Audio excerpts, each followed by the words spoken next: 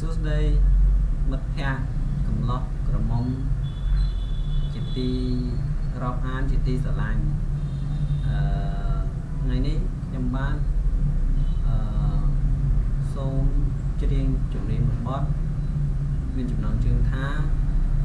រំដួលសរិនបទនេះមានអត្ថន័យនិងខ្លឹមសារយ៉ាងណាសូមមេត្តារីករាយស្ដាប់ដូចតទៅបាទ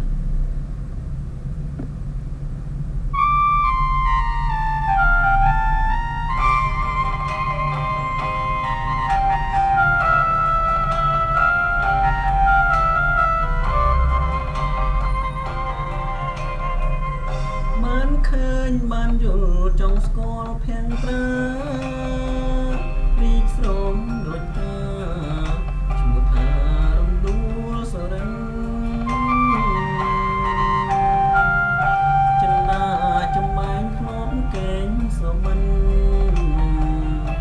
រហ័សតែក្លិនសរិនពុកស្នេហ៍កវៃ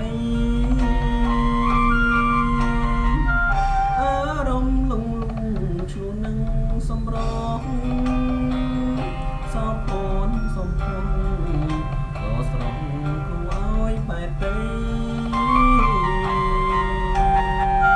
ដូចតាក្រពុំកំពុងពេញវ័យនៅក្នុងលោកីលោកស្រីមកទំពុំបានតាមានស្រទាប់ដោះជាប់នឹងមេរំដួលចម្លែកដល់ផ្លែកក្រ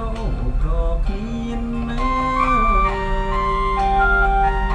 រំដួលសរិនលោ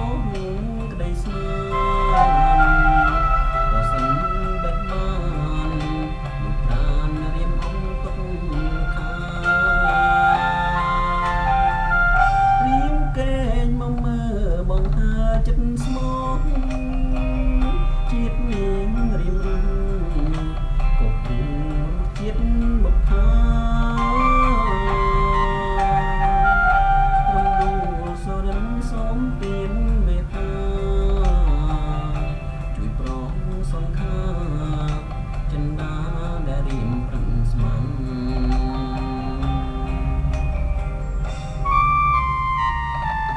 បទនេះដែរសូមដល់កញ្ញាណាណាខូកញ្ញាលឹមលីកេ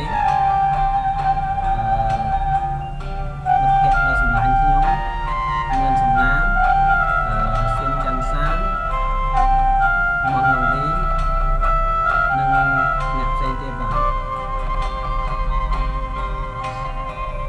ការមានស្រទាប់ដោះជាប់នឹងមេឃរំដួលចម្លែកដល់ផ្លែកក្រ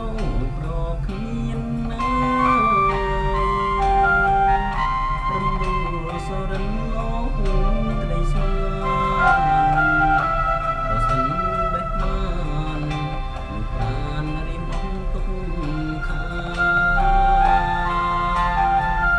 រៀមកេងមកមើលបងថាចិត្តស្មោះ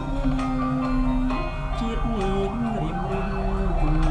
ក៏ព្រោះជាតិមកថារំដួលសរិនសូមទានមេត្តាជួយប្រងសង្ខាចិន្តាដែលបងប្រឹងស្មាន